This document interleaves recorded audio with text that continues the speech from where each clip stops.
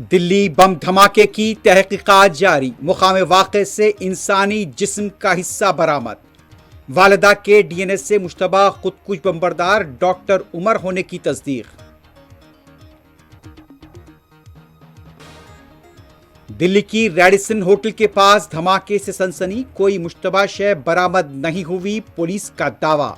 गाड़ी का टायर फटने का शुबा।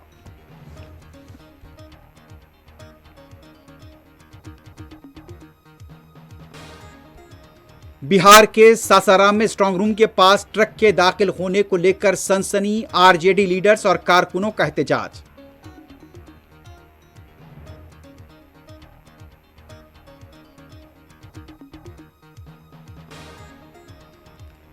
हैदराबाद के जुबली हिल्स के इंतखाब के लिए कल होगी वोटों की गिनती। जबरदस्त तजस्सुस।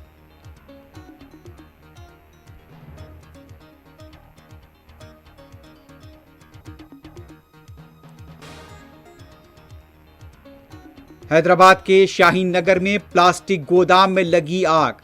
मेडचल में भी प्लाईवुड कंपनी में आग लगने से गैर मामूली माली नुकसान।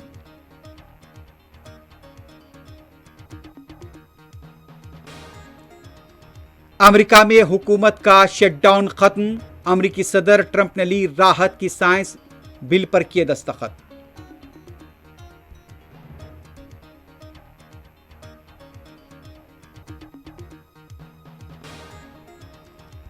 सऊदी अरब में आज हरमैन के अलावा दूसरी मसाजिद में नमाज इस्तिस्का का एहतमाम।